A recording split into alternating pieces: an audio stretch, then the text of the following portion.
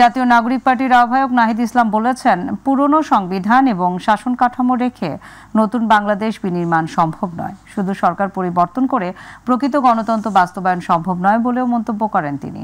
সকালে জাতীয় স্মৃতিসৌধে ৭১-এর বীর শহীদদের প্রতি শ্রদ্ধা জানানোর মধ্য দিয়ে জাতীয় নাগরিক পার্টির দলীয় প্রথম কর্মসূচি শুরু করে।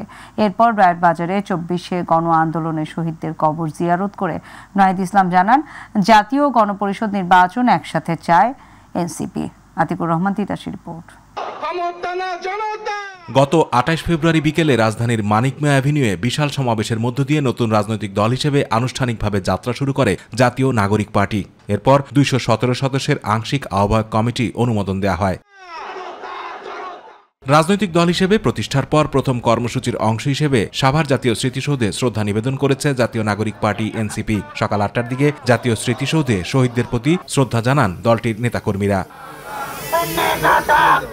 শ্রদ্ধা নিবেদনের পর দলটির আহ্বায়ক নাহিদ ইসলাম বলেন, একটি নতুন প্রজাতন্ত্র গড়তে হবে, তার জন্য একটি নতুন সংবিধান ও গণপরিষদ নির্বাচন প্রয়োজন। শুধু সরকার পরিবর্তন করে প্রকৃত গণতন্ত্র বাস্তবায়ন সম্ভব নয়। একটি নতুন প্রজাতন্ত্র আমাদের গড়তে হবে এবং তার জন্য একটি নতুন সংবিধান এবং গণপরিষদ নির্বাচনের প্রয়োজন।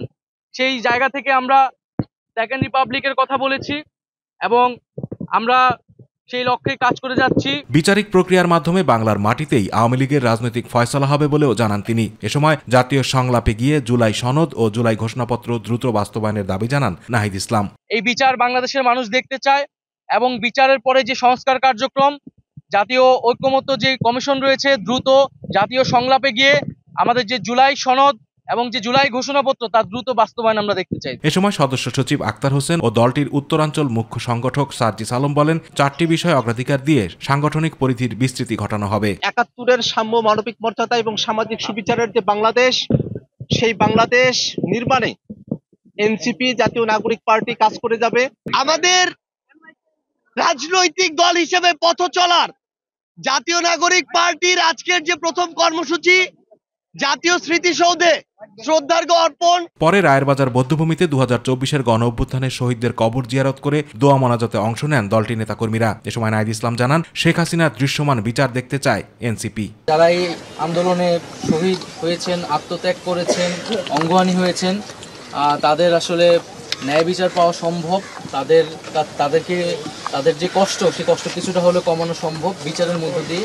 আতিকুর রহমান, তিতাস, মাই টিভি। বিএনপি চেয়ারপারসন ও সাবেক প্রধানমন্ত্রী বেগম খালেদা জিয়ার শারীরিক অবস্থা আগের চেয়ে অনেকটা ভালো বলে জানিয়েছেন তার ব্যক্তিগত চিকিৎসক ও দলটির স্থায়ী কমিটির সদস্য ডাক্তার AZM জাহিদ হোসেন। স্থানীয় সময় সোমবার লন্ডনে এক ব্রিফিংয়ে তিনি এ তথ্য জানান। ডাক্তার জাহিদ হোসেন বলেন, লন্ডনে তারেক রহমানের বাসায় বেগম জিয়া অবস্থান করছেন। সেখানেই বিশেষজ্ঞ চিকিৎসকদের তত্ত্বাবধানে তার চিকিৎসা চলমান রয়েছে। খুব শীঘ্রই চিকিৎসকদের সম্মতি পেলে তিনি দেশে ফিরবেন। সকল অঙ্গ সহযোগী সংগঠন সমূহের নেতাকর্মীরা, সর্বোপরি দেশের মানুষ এবং বিদেশের মানুষও ওনার জন্য যে দোয়া করছেন, তার বদৌলতে উনি ওনার জ্যেষ্ঠ পুত্র অর্থাৎ জনাব তারেক রহমান সাহেবের বাসায় চিকিৎসাধীন থাকা অবস্থায় আগের চেয়ে উনি অনেকটা ভালো আছেন, এটি বলা যায়। গুম সংক্রান্ত কমিশনে এই পর্যন্ত ১৭৫২টি অভিযোগ জমা পড়েছে বলে জানিয়েছেন কমিশন সভাপতি মইনুল ইসলাম চৌধুরী।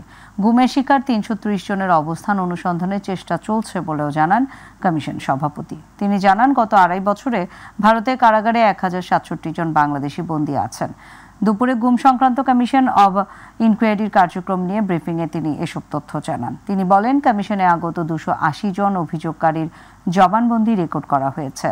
প্রায় ৪৫ জন আইনশৃঙ্খলা বাহিনী এবং গোয়েন্দা সংস্থার বিভিন্ন পর্যায়ের কর্মকর্তাদের বক্তব্য রেকর্ড করা হয়েছে। বন্দী থাকা বাংলাদেশি নাগরিকদের তালিকা চাওয়া হয়েছিল। পররাষ্ট্র মন্ত্রণালয়ের মাধ্যমে ভারতের বিভিন্ন কারাগারে গত ২-২.৫ বৎসরে আটক ১০৬৭ জন বাংলাদেশির নাম ঠিকানা সহ একটি তালিকা পাওয়া গেছে। আরও তথ্য পাওয়া গেলে কমিশনে প্রেরণ করা হবে মর্মে লিখিতভাবে উল্লেখ করা হয়েছে। প্রাপ্ত তালিকায় গুমের শিকার কোনো ব্যক্তির নাম আছে কিনা তার অনুসন্ধান চলমান। এর মধ্যে বাংলাদেশ পুলিশের মহাপরিদর্শক, BGFIর মহাপরিচালক এবং পাসপোর্ট অধিদপ্তরের মহাপরিচালক সহ আইন শৃঙ্খলা রক্ষাকারী বাহিনী সমূহের গুরুত্বপূর্ণ ব্যক্তিদের সাক্ষাৎকার গ্রহণ করা হয়েছে। নির্বাচন কমিশনের হাতে এনআইডি সেবা থাকছে না এমন কিছু জানা নেই বলে জানিয়েছেন ইসির সিনিয়র সচিব আক্তার আহমেদ। দুপুরে এনআইডি কার্যালয়ে তিনি কথা জানান। বলেন, এনআইডির কাঠামোগত অবস্থান শক্ত কিংবা এর ব্যাপ্তি কিভাবে বাড়ানো যায় তা নিয়ে ক্যাবিনেট ডিভিশন একটা উদ্যোগ নিয়েছে। সেই ক্যাবিনেট ডিভিশনে এই নিয়ে আলোচনা চলছে।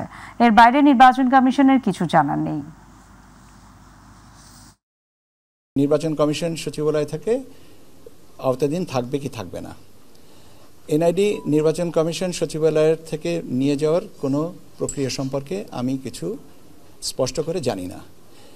এনআইডির কাঠামোগত অবস্থানটা আরও একটু ব্যাপ্ত করার জন্য, স্প্রেডটা আরও একটু বাড়ানোর জন্য কী ব্যবস্থা নেওয়া যেতে পারে এটার ব্যাপারে ক্যাবিনেট ডিভিশন একটা উদ্যোগ নিয়েছে। সেই ক্যাবিনেট ডিভিশনে এই জিনিসটা আলোচনা চলছে এবং এইটুকুই আমার কাছে তথ্য।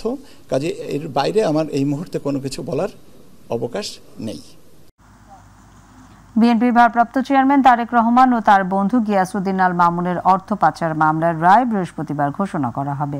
প্রধান বিচারপতি সৈয়দ রেফাত আহমেদের নেতৃত্বে 4 সদস্যের আপিল বেঞ্চ এই দিন নির্ধারণ করে। এর আগে গেল 10 ডিসেম্বর প্রধান বিচারপতি সৈয়দ রেফাত আহমেদের নেতৃত্বে 4 বিচারপতির আপিল বেঞ্চ সিঙ্গাপুরে অর্থ পাচার মামলায় তারেক রহমান ও তার বন্ধু গিয়াসউদ্দিন আল মামুনের 7 বছরের সাজার রায় স্থগিত করে। বিএনপির ভারপ্রাপ্ত চেয়ারম্যান তারেক রহমানের বিরুদ্ধে যে কয়টি দুর্নীতির মামলা হয় তার মধ্যে সবচেয়ে বেশি আলোচিত অর্থ পাচারের এই মামলাটি। এই মামলায় বিচারিক আদালতে খালাস পান তারেক রহমান। পরে এই খালাসের বিরুদ্ধে হাইকোর্টে আপিল করে দুর্নীতি দমন কমিশন। আসলে আমার ঠিক বলা ঠিক হবে না, কারণ মহামান্য আপিল বিভাগে লিফটি আপিল দায়ের করি। সেই আপিলের প্রাথমিক শুনানি আনতে 10ই ডিসেম্বর লিভ গ্রান্ট করে। সেই লিভের উপরে আজকে শুনানি হয়েছে। শুনানি হওয়ার পরে আদালত দুদকের যে মামলা সেই মামলার কোনো সাবস্টান্স খুঁজে পায় নাই এবং মোটামুটিভাবে আপিল বিভাগের সকল জাজ একমত হয়েছেন যে না, দুদকের কোনো মামলার সাবস্টান্স নাই এবং ফর্মাল জাজমেন্টের জন্য 6 মার্চ ওনারা দিন ধার্য করেছেন। রমজান মাসে সিলেটের গোয়াইনঘাটের নিত্যপণ্যের বাজারে নেই স্বস্তি। প্রতিদিনই মাছ, মাংস এবং শাকসবজির দাম বাড়ছে। রমজানের শুরুতেই বাজার নিয়ন্ত্রণে পদক্ষেপ চান ভোক্তারা।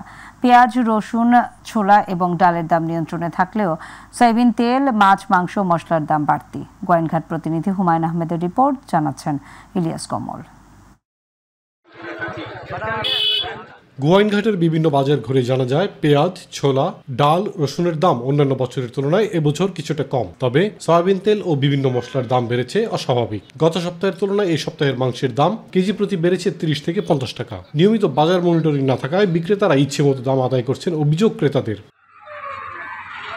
গোয়াইনঘাটের আড়তে পেঁয়াজ কেজি প্রতি 8 থেকে 10 টাকা, রসুন কেজি প্রতি 10 থেকে 25 টাকা বেড়েছে। ব্রয়লার মুরগি বিক্রি হচ্ছে 200 টাকা থেকে 210 টাকা কেজিতে। বেড়েছে গরুর মাংসের দামও। 750 টাকা কেজি গরুর মাংসের দাম এখন 780 টাকা। 50 টাকা বেড়ে খাসির মাংস বিক্রি হচ্ছে 1000 টাকায়। বিক্রেতারা জানান, বাজারে হঠাৎই ব্রয়লারের সরবরাহ কমে যাওয়ায় পাইকারি ও খুচরা বাজারের দাম বেড়েছে। কাজ কাম কম, ব্যবসা বাণিজ্যের মধ্যে রুজি কম, মাছ তরকারি, তেল মেল সব দাম কমিয়ে দেয়। বিভিন্ন মশলার দাম যেভাবে বাড়ছে এভাবে তো আমরা যে সাধারণ মানুষ এগুলো কিনা খাওয়া আমাদের জন্য সম্ভব না। আমরা সাধারণ মানুষ, আমরা এত দাম দিয়ে কেমনে কিনা খাবো? আসলে তাদের ভাষণটা ওই পর্যন্ত, সংসদ পর্যন্ত, কিন্তু মার্কেটে আসে নাই। রমজান উপলক্ষে বাজার নিয়ন্ত্রণে কাজ করছে দাবি করছে গোয়াইনঘাট উপজেলা প্রশাসন। নিয়মিত বাজার মনিটরিং করা হচ্ছে বলেও জানানো হয়। আমরা এই অভিযান আরো জোরদার হবে এবং আশা রাখছি যে একটা নিয়ন্ত্রিত পর্যায়ে থাকবে। দ্রুত নিত্য প্রয়োজনীয় পণ্যের দাম নিয়ন্ত্রণে প্রশাসনকে কঠোর হতে আহ্বান জানিয়েছেন স্থানীয়রা। ইলিয়াস কমল, মাই টিভি। ভোজ্য তেলের কিছু সমস্যা থাকলেও শাকসবজির দাম বাড়েনি বলে জানিয়েছেন নৌপরিবহন এবং শ্রম কর্মসংস্থান উপদেষ্টা ব্রিগেডিয়ার জেনারেল অবসরপ্রাপ্ত ডক্টর এম সাখাওয়াত হোসেন। সচিবালয়ে চেক হস্তান্তর অনুষ্ঠান শেষে প্রশ্নের উত্তরে উপদেষ্টা এসব কথা বলেন। এ সময় তিনি বলেন, পর্যাপ্ত পরিমাণে নিত্যপণ্য আমদানি করা হয়েছে, সরবরাহে কোনো ঘাটতি নেই। কোনো আমদানিকারক বন্দর থেকে নির্ধারিত সময় পণ্য না নিলে 3 গুণ জরিমানা দেওয়া লাগবে বলেও জানান তিনি। শাকসবজির দাম বরং যা ছিল তাই। একটা খালি পেপারের দিকে ভোজ্য তেলের কিছু কিছু উদ্যোগ লুকিয়েছে, সেটা ডেফিনেটলি এটা সরকার দেখছে। এটা কিন্তু বহু আগের থেকে আমরা শুরু করেছি, রোজা আসার 15-20 দিন আগের থেকে, কারণ অনেক আগের থেকে এবার এই নিত্য প্রয়োজনীয় জিনিসপত্র আসছে। সাপ্লাইতে যতদূর আমি জানি, বন্দরের খবর থেকে বলছি, সাপ্লাইতে কোনো ঘাটতি নেই, কোনো ঘাটতি নেই। এবার মাইটিভি বিশেষ।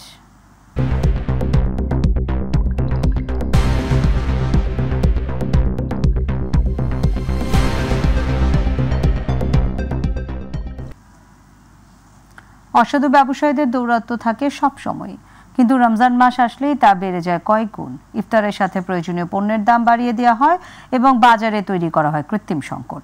এমন পরিস্থিতি নিয়ন্ত্রণে বাজারে অভিযান চালালেও তার তেমন কোনো সুফল মিলে না বলে জানালেন ভোক্তারা। সাইদুর রহমান আবিরের রিপোর্টে দেখুন বিস্তারিত। প্রতি বছরের ন্যায় এবারেও অনেকটাই একই চিত্র। রমজান মাস আসলেই বাজারে দেখা যায় কয়েকটি পণ্য নিয়ে অসাধু ব্যবসায়ীদের সিন্ডিকেট। আর এসব পণ্যগুলো মানুষের ইফতারের জন্য অত্যন্ত প্রয়োজনীয়, আর এই সুযোগটি কাজে লাগিয়ে বাজারে এবারও সিন্ডিকেট করে দাম বাড়ানো হয়েছে বেগুন, শসা ও লেবুর। পাশাপাশি কৃত্রিম সংকট দেখানোর পায়তারা চালাচ্ছে ভোজ্য তেল সহ কয়েকটি পণ্যের। 120 টাকা 150 টাকা হালি চাচ্ছে। ওদের কাছে জিজ্ঞাসা করলে মনে হয় যে এমন পরিস্থিতিতে লেবু ইম্পোর্ট করে নিয়ে আসছে বাইরে থেকে, কম আসার কারণে দামটা একটু বেশি। আর এমন পরিস্থিতি উত্তরণে বাজার ক্রেতাদের নাগালে রাখতে প্রতিদিনই অভিযান পরিচালনা করছে ভোক্তা অধিকার সংরক্ষণ অধিদপ্তর এবং পণ্যের গুণগত মান নিশ্চিতে অভিযান পরিচালনা করছে বিএসটিআই। একদিকে অভিযান, অন্যদিকে ব্যবসায়ীদের স্বেচ্ছাচারিতা। ভোজ্য তেলের সংকট এখনও কাটেনি, এ বিষয়ে সরবরাহকারীদের দায়ী করছেন খুচরা ব্যবসায়ীরা। সিন্ডিকেট না থাকলে গেল কোথায়? এই পর্যন্ত আনছে, এখন বাজারে তেল নাই কইলেই চলে। পরিস্থিতি নিয়ন্ত্রণে ভোক্তা অধিকার সংরক্ষণ অধিদপ্তর এবং বিএসটিআই এই দুই সংস্থার সর্বোচ্চ কর্তা দুই উপদেষ্টাও নেমেছেন বাজার মনিটরিংয়ে। তবে কোনো কিছুতেই অভিযোগ বন্ধ হচ্ছে না ক্রেতাদের। তো ভাবছিলাম আমাদের নতুন সরকার আসছে, উপদেষ্টাগণ আমাদের সুলভমূল্যক জিনিসপত্র খাওয়াবে, কোনো সুযোগ হচ্ছে না, আমরা এই অভিশাপে বেরোতে পারতেছি না। সিন্ডিকেট বন্ধের পাশাপাশি ভোজ্য তেল সংকটের কারণ অনুসন্ধানে কাজ করা হচ্ছে বলে জানান ভোক্তা অধিকার সংরক্ষণ অধিদপ্তরের মহাপরিচালক। আগামী আপনাকে টাইম দিচ্ছে যে সর্বোচ্চ 15 দিনের মধ্যেই যদি পারি, এবং সর্বোচ্চ 15 থেকে আমি বলবো 22 দিন, 3 সপ্তাহের মধ্যে, এর আগে সম্ভব যদি হয় সেটাও আমরা করব। শুধু অভিযান কিংবা আশ্বাস নয়, সমস্যা সৃষ্টির মূল জায়গা চিহ্নিত করে সমাধানের দাবি জানান ভোক্তারা।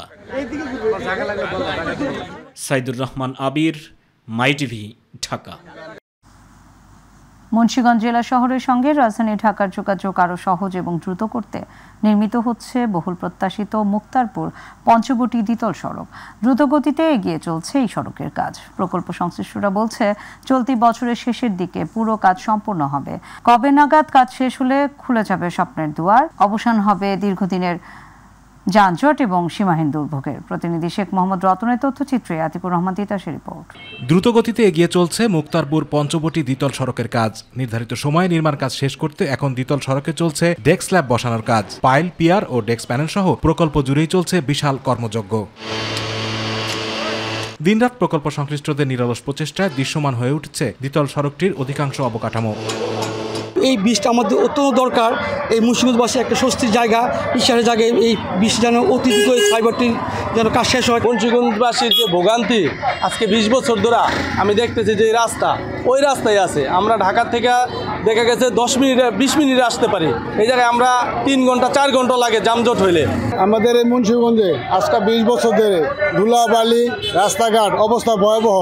আজকে একটা ফ্লাইওভারের কাজ চলতেছে, হয় না। ফ্লাইওভারটা হলে মানে তীব্র যানজটটা যে এটা আর ভোগান্তি মুন্সিগঞ্জের মানুষের আর পোহাতে হবে না।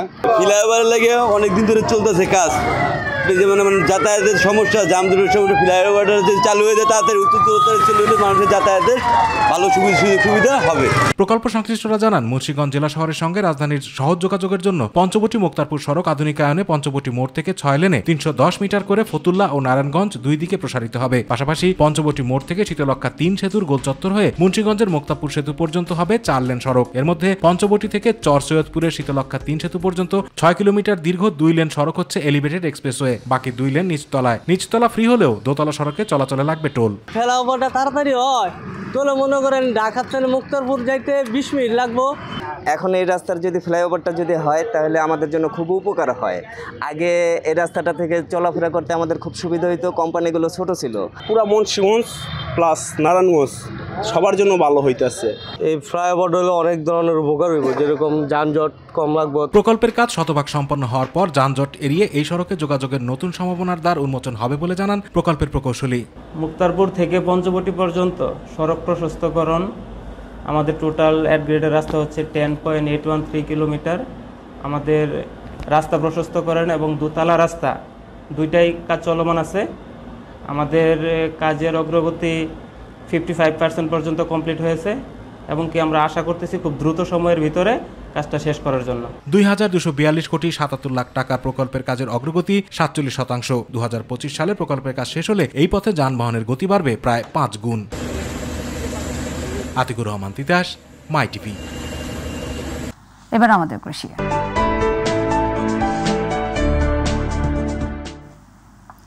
টাঙ্গাইলের নাগরপুর ও দেলদুয়ার উপজেলার চরাঞ্চল সহ অনেক এলাকায় বাড়ছে তামাক চাষ। তামাকের রাজত্বে দিন দিন হারিয়ে যেতে বসেছে অন্যান্য ফসলের চাষাবাদ। গত বছরের তুলনায় এবছর এই পাতার চাষ বেড়েছে প্রায় দ্বিগুণ। সেই সাথে কমছে জমির উর্বরতা এবং বাড়ছে স্বাস্থ্য ঝুঁকি। প্রতিনিধি আনিস খানের তথ্যচিত্রে আরও জানাচ্ছেন শামস রাবিজ উচ্ছ্বাস। যে জমিতে একসময় ধান, শাকসবজি আবাদ হতো সে জমি এখন দখল করেছে তামাক। এই দৃশ্য টাঙ্গাইলের নাগরপুর ও দেলদুয়ার উপজেলার। বহুজাতিক তামাকজাত কোম্পানির প্রলোভন ও অধিক মুনাফার আশায় তামাক চাষে আগ্রহী হয়ে উঠছেন এ অঞ্চলের কৃষকেরা। কৃষকরা জানায়, বীজ, সার কেনার জন্য নগদ অর্থসহ উপকরণ সরবরাহ ও নিয়মিত তদারকিও করেন কোম্পানির প্রতিনিধিরা। এসব সুযোগ সুবিধার পাশাপাশি দাম ভালো পাওয়ায় স্বাস্থ্য ঝুঁকি জেনেও তামাক চাষে ঝুঁকছেন তারা। তামাকের টাকাও ভালো, কোম্পানির লোন টোন দেয়। ভালো জমি নিয়ে চাষ করছি, 500 ডিসমাল জায়গা বুনছি। তামাকের পয়সা লাভ বেশি, দাম বেশি, পয়সা পাওয়া যায় বেশি। তামাক চাষে অতিরিক্ত সার ও কীটনাশক ব্যবহারে নষ্ট হচ্ছে জমির উর্বরতা, ক্ষতি হচ্ছে জীববৈচিত্র্য ও পরিবেশের। যে কোনো ফসল করছি সব নিয়ে ধরা খাইছি না, তামাক গুনছি হলে খেলে সব ধরা খাই না। তামাক গুনছি আবার সবার যে টমেটো দাম হবে কমে যাওয়া নেই, পরে তামাক গুনছি। তামাক চাষে কৃষকদের নিরুৎসাহিত করতে অন্যান্য ফসল চাষের জন্য প্রয়োজনীয় পরামর্শ ও সহায়তা দেওয়া হবে বলে জানিয়েছে স্থানীয় কৃষি বিভাগ। কৃষকদেরকে তামাক চাষে নিরুৎসাহিত করে যাচ্ছি এবং সরকারের বিভিন্ন পদক্ষেপের মাধ্যমে আমরা অন্যান্য ফসল যেমন ভুট্টা, সরিষা, ধান, গম এই সমস্ত ফসলে তাদেরকে আমরা উৎসাহিতের মাধ্যমে তামাক চাষটা আমরা ধীরে ধীরে নির্মূল করার প্রত্যয়ে আমরা মাঠে কাজ করে যাচ্ছি। টাঙ্গাইল জেলার নাগরপুর উপজেলায় এবার 13 হেক্টর ও দেলদুয়ার উপজেলায় 3 হেক্টর জমিতে তামাক চাষ হয়েছে। শামস রাবিজ উচ্ছ্বাস, মাই টিভি নিউজ ডেস্ক।